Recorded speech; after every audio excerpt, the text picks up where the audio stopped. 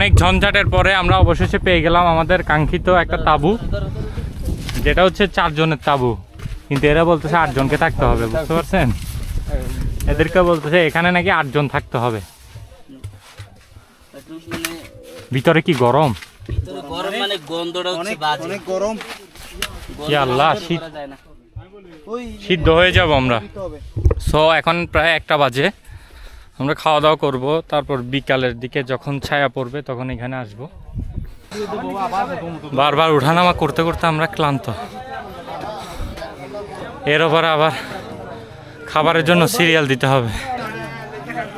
তো এখান থেকে খাবার দেওয়া হচ্ছে। আমরা সর্বমোট 8 জন। আমরা আমাদেরগুলো পাইছি। আমাদের এই খাবারের প্যাকেজটিতে থাকছে একটি ডিম আর কিছু সংখ্যক আলু ভর্তা, যেটা একজনের জন্য যথেষ্ট, আর পর্যাপ্ত পরিমাণে ভাত।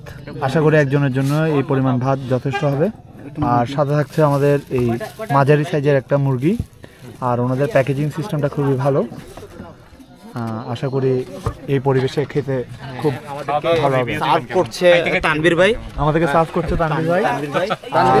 তানভীর ভাইয়ের জন্য তাড়াতাড়ি আমাদের গেস্ট খালা নিয়ে খুব অধীর আগ্রহে বসে আছে। আমরা খুবই ক্ষুধার্ত বাঘ। ক্ষুধার্ত বাঘ, যদিও তিনি বাঘের খাঁচা পড়েননি।